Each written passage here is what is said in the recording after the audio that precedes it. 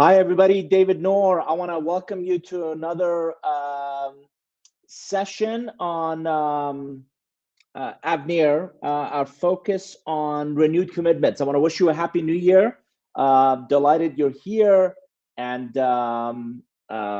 in my typical style, I'm going to cover a lot of ground. I'm going to share some insights and perspectives and what we're seeing in the market early on in our work with clients, particularly not exclusively, but particularly middle market consulting firms that are under pressure enormously.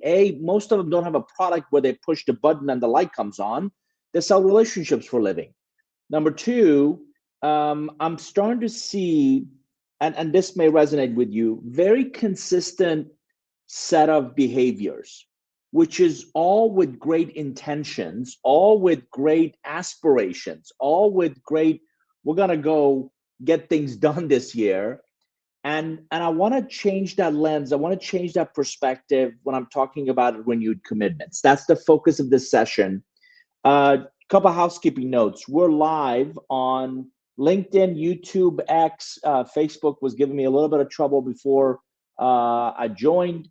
And I would encourage you, jump in with your questions, with your comments. If some of what I'm what I'm sharing resonates with you, please feel free to share that. Jump in with your questions. I'm a content presenter, so I'm going to cover a lot of ground, but I want to make sure you get value from this session. Also, avnirinsights.com is a really good website to check out. We're very focused on really the relational needs with the platform, relational needs of mid-market consulting firms, and the pains, like I said, that we're seeing in the market that we're talking to executives about on a consistent basis. So if we haven't had a chance to meet, or if you don't know anything about my background, early career in tech, sales management, consulting, president of a startup in New York, 2 decades of strategic advisory work, executive coaching, leadership development with global clients. I've been blessed to write several books on this topic, and my passion is this idea of strategic, intentional, and quantifiable relationships. So really, bringing these insights to the clients and how to apply them in a meaningful way is what I'm trying to do.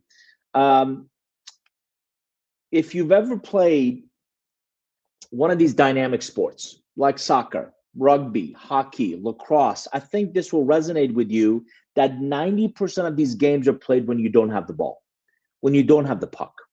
And the best players on the best teams are always asking, where should I be? What should I be doing? How do I put myself and my team in the best possible position so when we do get the ball or we get the puck, then we can do something with it? And I would submit to you in 2026, that pitch is your market. And the best teams are always asking, where should I be? What should I be doing? How do I put myself and my team in the best possible position so when we do get the ball, when we get the opportunity, we can do something about it? So the goal here is to really think about, and our friends at Axe have this really interesting kind of perspective of really an inflection point in consulting.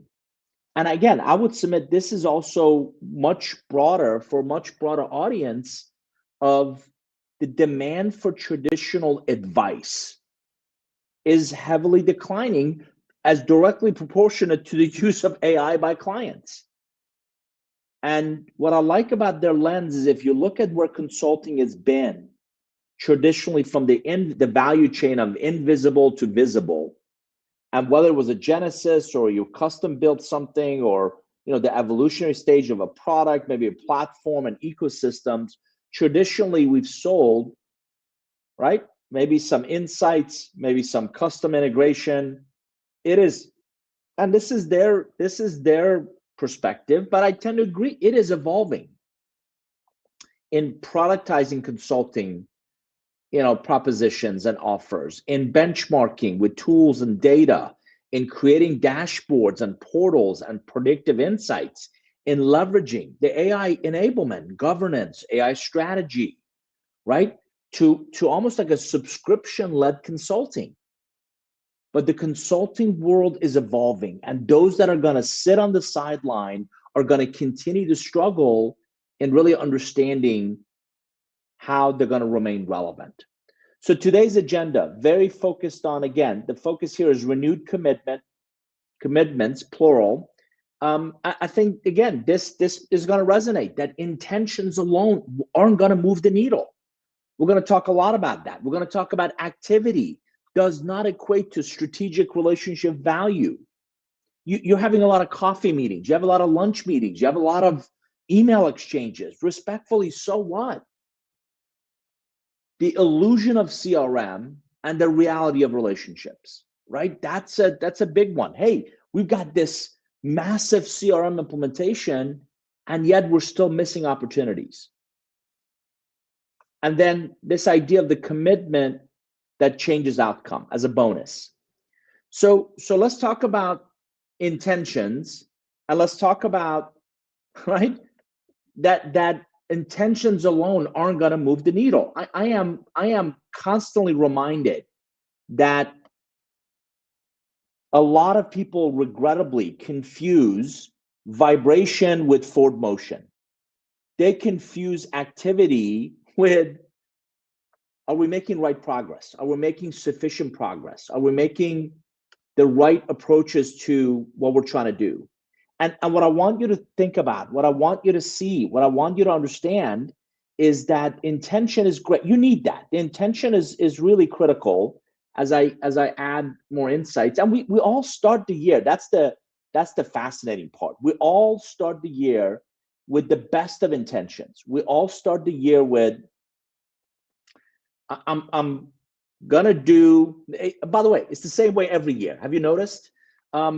Great intentions, big goals, big plans to do business development differently.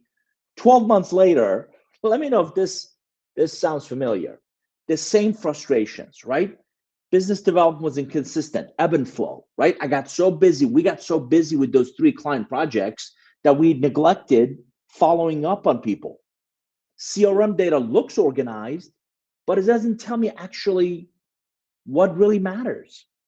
The relationships still live in people's heads, not in any kind of a system. And growth depends too much on who remembers what and when. So no wonder this causes all kinds of angst. And I would submit that increasingly, it's not that you're lazy, unmotivated, or even stuck with bad people. I am gonna, as a bonus, show you my recent thought process on 5 different types of people in a lot of organizations, but it seldom is bad people. What's undermining your progress is not effort, it's the assumption about what creates progress. And I think that's a really important delineation that you got to think about. So activity doesn't equate to strategic relationship value. And by the way, Justice Noor is also joining us and is sharing some of these nuggets, some of these insights as I share these. Kyle, it's good to see you. It sounds like definition of insanity. Yeah, Kyle, we're all guilty of it, where we have the best intentions, have the best. Here's Kyle's note. We all have the best intentions, but we keep doing it, right, year after year. And it's just, I want to try to hopefully change some of that insanity. So in relationship economics, I talk a lot about, the 3 relationship dimensions, right? You can see it on the right-hand side of the image, but the first 2 most people get: personal. These are poker friends. These are golf buddies. These are fly fishing. These are people, neighbors and friends, right? They're discretionary. We pick them. We're never sure how they might be relevant to our professional lives. It's basically the affinity you share. Functional relationships is the reliability and the execution, right? These are people that you work with. They may not be discretionary. You may not pick who you choose to be in this group, but they're reliable and they help you get things done. Colleagues, customers, partners, right? Most people I meet have plenty of the first two. You know what they miss out on? Their strategic relationships, the value exchange that drives real competitive advantage. That's the dimension here. They elevate your thinking, they elevate your perspective, they accelerate the outcomes that you're trying to accomplish. So what happens is way too many firms focus on the mechanics, meetings, CRM entries, follow-ups, all important, but without understanding that relationship value flows when intention meets insight. So you have the greatest intentions, new year, I'm going to do things differently this year, right? But if your actions, if your intentions are not insightful, if they're not actionable, if they're not things that allow you to be efficient, this isn't about more hours. This isn't about, oh, I'm going to work harder. This is about working more intelligently, because activity without those insights, you're checking a lot of boxes, right? You get little traction, and you get fuzzy decisions about who matters and why. So when I say the illusion of CRM and the reality of relationships, this is an example of a relationship map. And I got to tell you, CRM is great at tracking contacts and stages and sales motions. What it doesn't know is the actual health, depth, and relevance of your relationships. Probably equally frustrating. Someone on your team already knows someone else at that company. The problem is your CRM doesn't show you that connection, so you go cold, while others get access via warm introductions. And you hate to say it, but there are already several steps ahead of you. Now, even with a warm introduction, you still need to earn your own credibility and your own reputation and your own value add. But somebody else is starting 3 to 5 steps ahead of you. So that's not a sales execution failure. It's a relationship visibility failure. And I would submit to you that visibility, particularly when it comes to relationships, is a strategic asset. And you cannot activate a network you can't see. Said another way, you know more people than you think you do. The challenge is we're all really bad at keeping up with them. How many times have you asked yourself, who do I know in LA or that geography? Who do I know in that company? Somebody's got to know somebody in that channel partner or that organization, or who's on that board, or who's leading that initiative. As a matter of fact, I had a chance to meet Jim Collins and of the Good to Great fame, and he often talks about when we're faced with a challenge or an opportunity, we often ask, what should we do and how should we do it? We don't ask enough who questions. I'm going to take it one step further. Who do we need? Who do we know? How do we connect the dots with a unique value add in a meaningful way? Because what happens is these relationship blind spots create missed opportunities, such as relationship leakage, right? You want a definition? Lost opportunities because the firm can't see, prioritize, or leverage existing relationships in that account. Existing relationships in that account. So CRM does track trust. It doesn't track trust, influence, or access. You can't see the relationship, you can't activate it. That visibility is the real asset. Lost deal leakage, right? Deals lost to peers who had pre-existing access. Missed warm path introductions. They never happened because nobody knew they existed. Invisible influence, decision makers that you never mapped. So that visibility, it really is a new competitive advantage. And we believe you don't, the results of this becomes you chase a lot of different things, and yet you get lower win rate. Your sales cycle is continuously longer. You got resilience, or reliance on the founder relationships, and the internal silos continue to restrict kind of the revenue acceleration.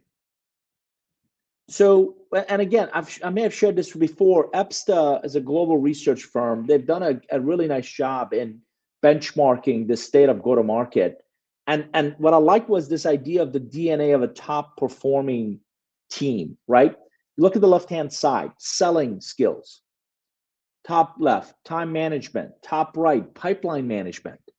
Guess what? A lot of AI tools are starting to automate those other three. The relationships at the bottom becomes that connective tissue, becomes a really interesting way to think about how do we prioritize, how do we nurture, how do we proactively engage the relationships that are most critical to our success. So the commitment, we're talking about a renewed commitment, new year, the commitments that I really want you to think about, the commitments that really impact outcomes and really change the results you're after.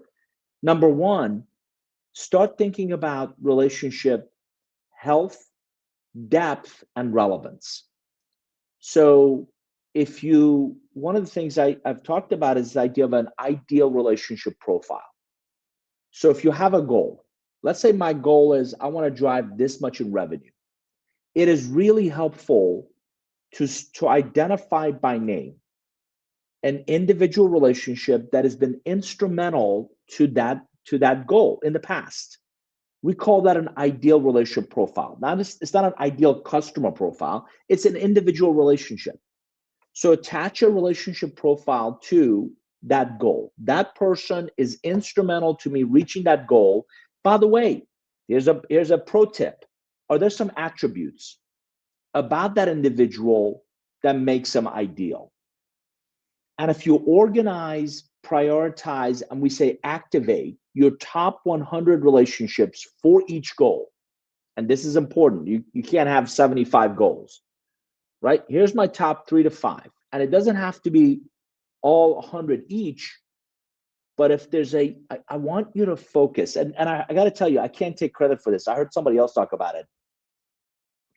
If you reduce the size of the stack, the needles have a much better chance of appearing. We always say, I'm looking for a needle in a stack of hay. Well, what if you reduce that stack? Would that needle be easier to find? That's what we're trying to do. Of everybody who are the most relevant relationships that you can and you should focus on? Start organizing, start prioritizing, start updating. I got to tell you, I tell people Happy New Year into June, right? Because it's a fantastic opportunity to engage. It's a fantastic opportunity to really reach out to your relationships and ask about their priorities, about how you can become of the biggest value to them. But if you start attaching ideal relationship profiles to each of these key initiatives and really focus on your most valuable relationships against that goal, it becomes invaluable. The second thing you need to commit to is what we call contextual relevance. You've got to find ways to stay top of mind with unique insights. So I was talking right before this call, I was talking to a longtime friend, and the comment that I made was our kind of work, many times, it's event driven. They may not need us today, tomorrow, next week, or next month, but something happens where they need us. And again, we do this all the time. Like, who was who did that I knew, or who did that I could use better? Who was solving that problem that I spoke with 6 months ago, right? If you're not staying top of mind, by the way, with unique insights, you're going to get lost in the noise. So, and again, I'm going to show you an example of that before we end today's session.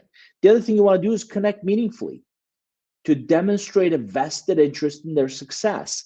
Tom, I just read that you were featured in this podcast or this article or in this, right? You shared this. That was really interesting. And here's kind of what I read that you said, or here's what maybe something you didn't say, but I really appreciate where you're coming from. By the way, I want to introduce you to 2 other people that are struggling with a very similar issue.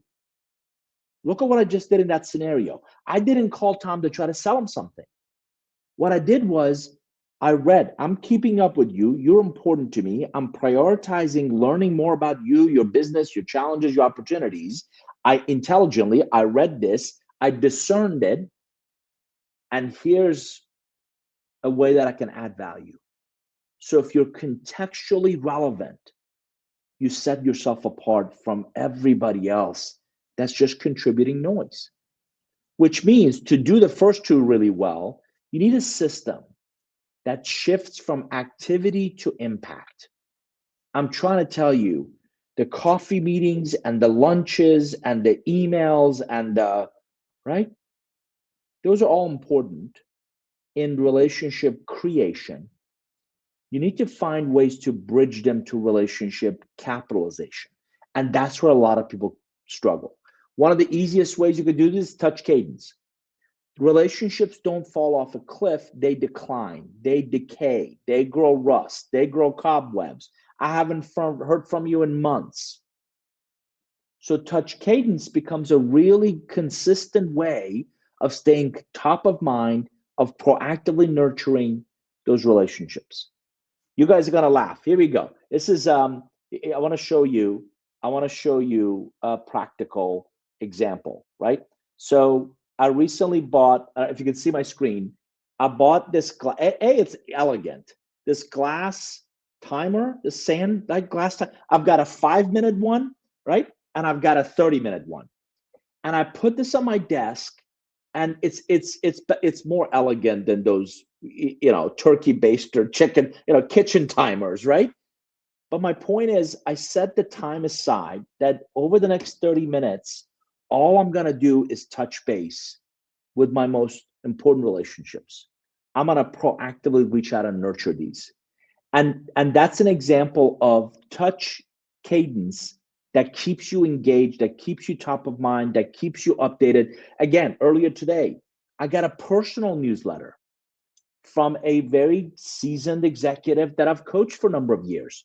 I left my last role, right, 6 months ago. Here's what I've been doing. Here's what I'm looking for next. And here's my ask of you. I replied back. I thought that was brilliant. And I gave him some input on kind of what he's asked for. So that touch cadence is really important with a unique value add, not just noise.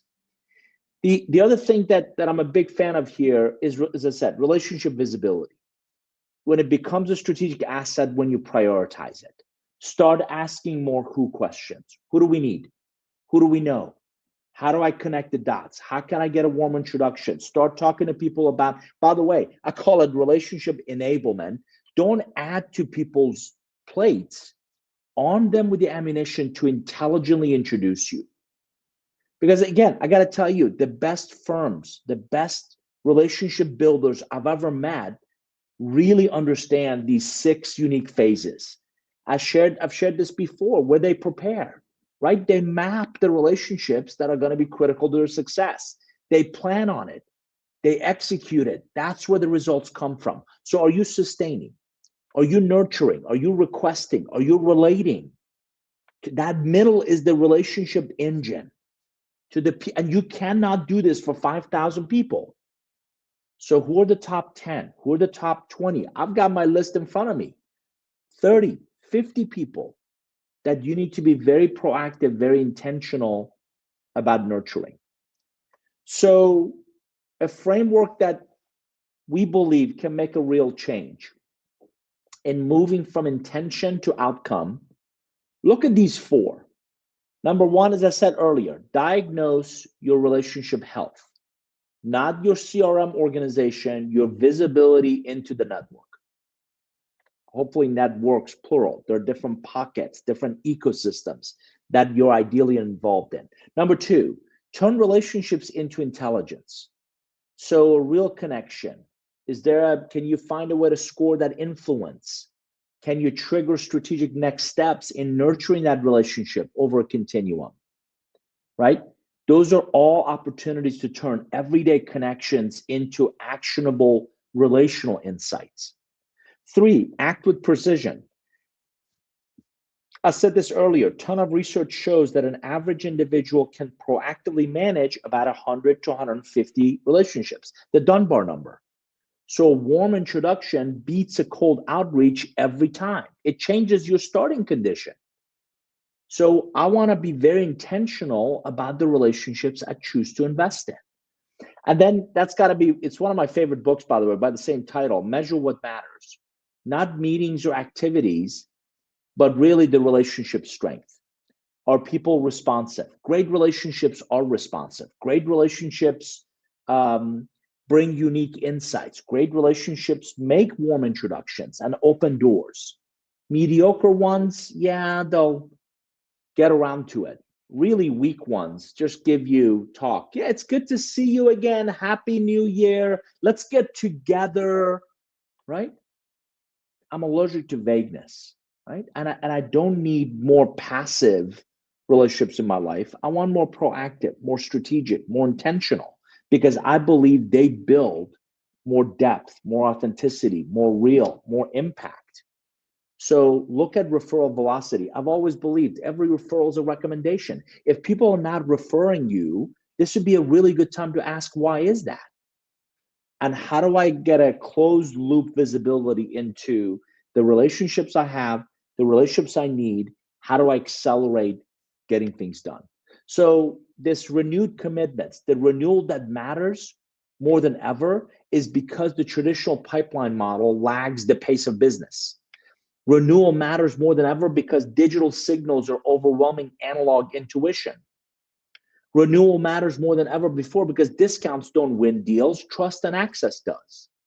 So your firm's ability to see and activate the network you already have, I'm telling you, everybody wants net new. And I feel like a one-man advocate carrying a flag saying you already know more people than you think you do. We're just really bad at nurturing them. So seeing and activating your network that you already have starts to separate you from winning those deals from others that also ran. Don't let another year go by leaving value, relational value, unexplored. These pains are exactly what we're trying to do. We call it intelligent relationship management. And whereas yesterday, right, you had structured input, some sort of a predictive model, some sort of a system of record and output, our unique approach is AI orchestration of structured and unstructured data, really giving you intelligent actions. We're trying to do this in a very clean, very dynamic way. And I told you earlier, before we hang up, I'm going to give you nuggets on unique value add. I don't know if you can see my screen, but this is an article I'm working on the human capital pyramid. So, I've written relationship economics, I've written co-create and curve benders. I've been observing in several companies that I'm working with the five types of people that are in every organization, right? And this is an article that again I'm posting in our blog, and I'm happy to share that with you. But I would submit the very bottom of the pyramid or the left-hand side, the liability, right? I call these the enterprise drag. They drain relationship capital, they increase friction, they erode the team's trust. Doesn't matter how much direction and guidance you give them, they'll find a way to screw things up. The next group are the order takers, right? They're the dependable majority. They reliably execute tasks and follow instructions, but rarely do they innovate. Rarely do they transform. So the foundation, right, is all focused on sustaining the status quo. Now you come up a level and you meet the problem solvers. These people are catalysts. One level from above that, systems thinkers. These people are architects, right? Next group are superstars. These people are the force multipliers, and they will bend the curve, the direction and destination of your organization, hopefully in a meaningful way. So that's an example of hopefully some insights. I share this with article in our newsletter, in my blog, in social, and it's all about leading with hopefully thought and practice leadership. So what's next? We're going to send you a follow-up email with a link to our relationship assessment. This is what it looks like. And the results from this are invaluable. So I would encourage you, if you get it, go ahead and take the assessment. It would be really helpful in you understanding how you think about your relationship mindset, your tool set. How are you proactively leveraging the tools that might be at your disposal for nurturing those relationships, and then a roadmap. Where are you going with this? Visit avnirinsights.com. That's what we're building. If it's viable to you, if the message resonates with you, request early access. Avnir currently is in beta, so we're very intentional about the customers that we work with. Our next webinar is February 17th, is a Tuesday. I'm going to talk about relationships reinvented. I know February is all about romance, and we thought we'd think about relationships a little differently. So be on the lookout for more details on that. So real quickly, the early access partner program, if you, again, go to avnirinsights.com, you're going to be able to influence our roadmap. You get first mover advantage. There's a dedicated onboarding. There's access to Avnir University, 90 days of relationship economics coaching. And what we do is we give you options of the platform, Avnir University, and the coaching. There's a beta test agreement, and then we do something called the chair sit or value engineering to really understand what you're doing and how you're doing it. On the right-hand side are just some of the firms that have taken advantage of this early access partner program. This is what I want to leave you with. The illiterate of the 21st century aren't going to be those who can't read or write. It's going to be those who cannot, maybe they refuse to learn, unlearn, and relearn. This is a new year. This is a new opportunity to push reset. It's an opportunity to start thinking very differently about the relationships that are critical to your success. Thinking very differently about relationships that will dramatically make 2026 your best year yet. My name is David Noor. I hope this has been useful to you. Justice has done a great job sharing nuggets from this session through let's see, I think LinkedIn, on YouTube. So I would encourage you, go back and watch, go read some of these insights that I shared as we went along. And I hope you'll join us again. Again, Tuesday, I'm looking at the calendar up there, is February 17th is our next one, where I'm going to talk about relationships reinvented. Make it a great rest of the week. Make it a great month. I wish you all the best in this new year. Remember, I'm going to say Happy New Year into June, and I look forward to seeing you again soon. Thanks, everybody. Make it a great rest of the day. See ya. Bye-bye.